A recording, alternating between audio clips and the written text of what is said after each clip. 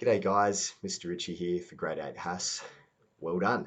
You are at the final learning sequence for the Urbanisation module as part of your geography studies. Before we commence this learning sequence, again, I want to revise some of the key vocabulary that you should have encountered and learned about during this unit. Vocabulary is words that you know and understand, and often in school, each subject has subject-specific words. So in the case of HASS, geography, urbanisation, if I asked you to explain to me or write down the meanings for the following words or phrases, would you feel comfortable to do so? Would you be able to do it? Consider these: urbanisation,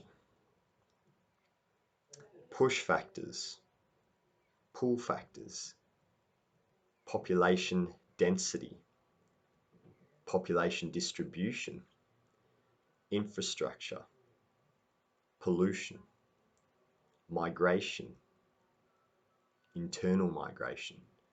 I want you to have a think about those words and think to yourself, am I confident in explaining what they are? If you're not, again, no stress. Don't stress at all. Don't even worry about it. Use your device to look up the meaning of the word or the phrase and make sure you get your head around it. Because these are key things for you to understand, to know, and if possible, to remember into the future. Again, what was the purpose of this unit?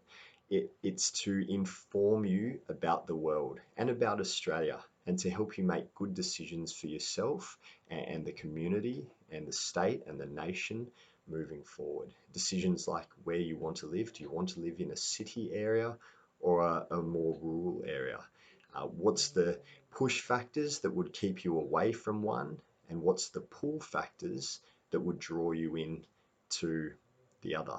Okay, so a push factor, think of like the negative things. Pull factors, think of the positive things that have the magnetizing effect and draw you in. The purpose of this lesson, the success criteria, is to complete the summative assessment task. Before you get to that, there are a number of different work tasks that you can complete. Again, scroll through and have a look carefully. If you feel you're approaching the standard that's required, there are options for you in your work selection. If you're at or above standard, again, there's different work pieces for you to work on.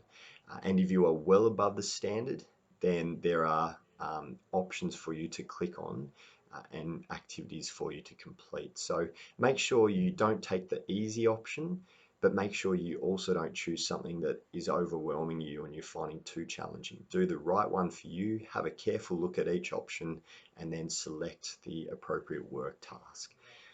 Once you've worked through several of the work tasks, you'll then watch some click view videos. And what you'll be viewing is called War on Waste, the War on Waste. So it's quite a well-known documentary used across a lot of schools with a lot of students, and hopefully you'll get something out of it. There's a task that follows that documentary for you to complete.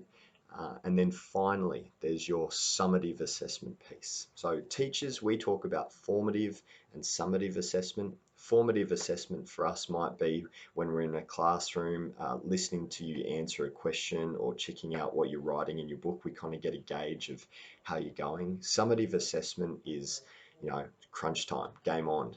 So it's kind of like a major assessment piece, a major assignment that is the final sort of indication of what sort of standard you've reached and what level of knowledge you've attained. So make sure you put in your best effort with this. Okay, don't go in and give a 50% job. This is something to really knuckle into and do your best on.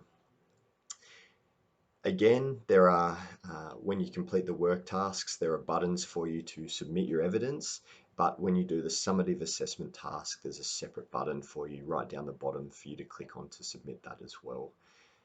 Again, consider the things you've learnt during this time, during this module, and make sure all of that comes out in this assignment. You guys have done so well coping with the changes that are going on. You've been flexible, you've been adaptable. All your teachers have been so impressed by the work that you've submitted. And yeah, there's this one last major assignment to complete before we move on to another HASS module and continue to increase your knowledge and engage you in various types of learning.